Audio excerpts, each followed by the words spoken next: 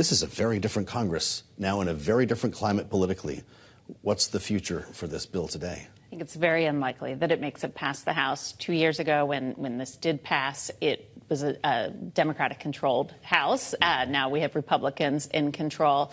This is a Democratic bill, and it will likely, I suspect, not make it even through committee to get to the floor. Isn't that something? It's the same language that already passed this body. But of course, as we referenced the changing climate, we talked with Congresswoman Crockett about what she sees as a rolling back of this trend, commitments to DEI, for instance, on the corporate level. We've heard a rolling back in the language from lawmakers, too, haven't we?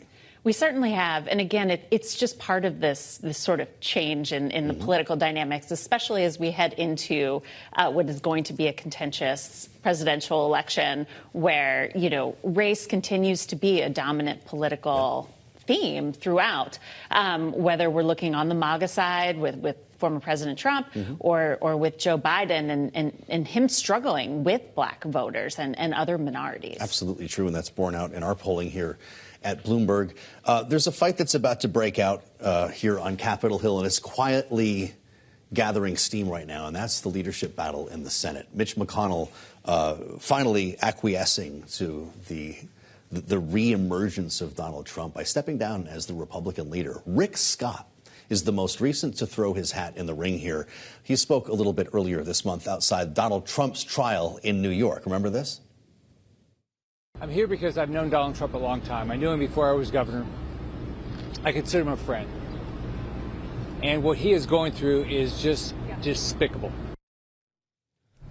So the senator from Florida made tracks. I think he was the first lawmaker to actually get to the courthouse in New York, started a bit of a trend here. Is he really running for this role, or does he want to influence the outcome on Donald Trump's behalf with someone else as the next leader? You know, I think he's actually running for this role. Yeah. Remember, he did challenge at Donald Trump's behest to challenge Mitch McConnell.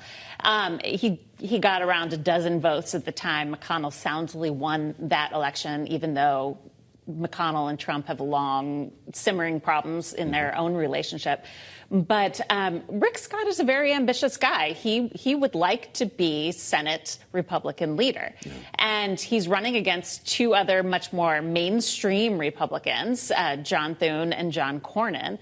And it'll be interesting to see how this plays out. Trump has not endorsed anyone in this leadership race. Don't really expect him to at this point. It won't actually happen until November. Rick Scott doesn't have a lot of love, though, within the Republican caucus in the Senate. Remember, he was in charge of the Republican campaign machine 2 years ago when they lost the Senate. And there was a lot of angst about how he spent money, where he targeted resources, that Republicans had difficult candidates such as Herschel Walker in Georgia. So it'll be interesting to see how this plays out. A lot of it's going to hinge on what Trump does. Yeah, a lot of question marks around this one. I love that. Bloomberg's Megan Scully, thank you. As we turn to, of course, the number one issue for most voters in this election, that's the economy. And the University of Michigan Consumer Sentiment Index out this morning showing consumers tempering inflation expectations in the second half of May.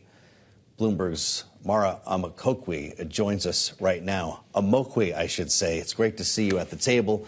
Welcome to Bloomberg, and thanks for joining us here. A lot of analysts on this program think that the UMich survey is a more important metric now than a lot of political polls. In that world, what is it telling us?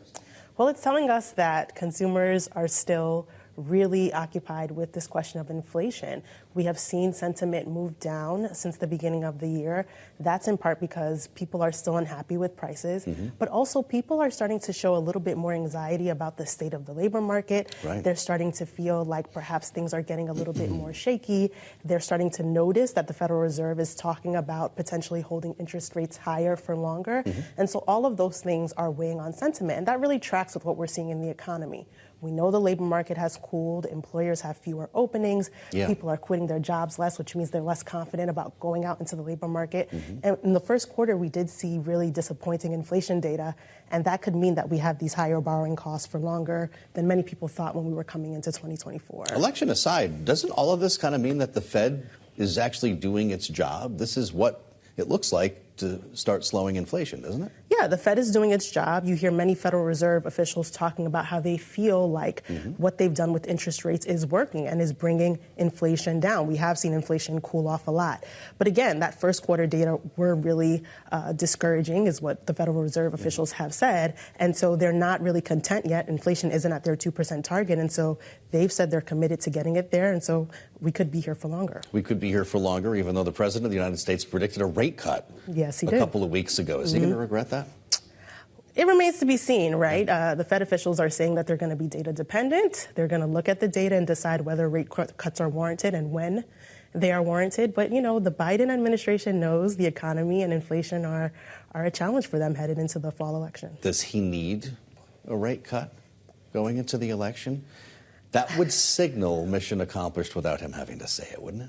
It would. Politically speaking here. It would. I'm pulling you completely off of your economic beat today, and I hope you don't mind. Yeah, but I think what you're going to see the Biden administration is say, look, like the Fed is going to do what it's going to do. We don't really talk about the Fed. We want them to be independent. And they're going to talk about the things that they feel are going well, right? We do have low unemployment. We've had unemployment under 4% for many, many months. We do still have the economy adding jobs at a steady pace. We still do have solid economic growth. So you hear the Biden administration talking a lot about that. You hear them talking a lot about the policies that they've implemented that they feel can help Americans both now and in the future, whether that be investments in infrastructure, student loan forgiveness that they've given thousands of Americans, working to lower prescription drug costs. Those are the things that they're going to be focusing on as we head into the fall. We got minutes this week. What's the next indicator that gets you out of bed early that you care about? We get some inflation data next week, the Fed's preferred metric. So we're going to be... So PCE still reigns. Of course.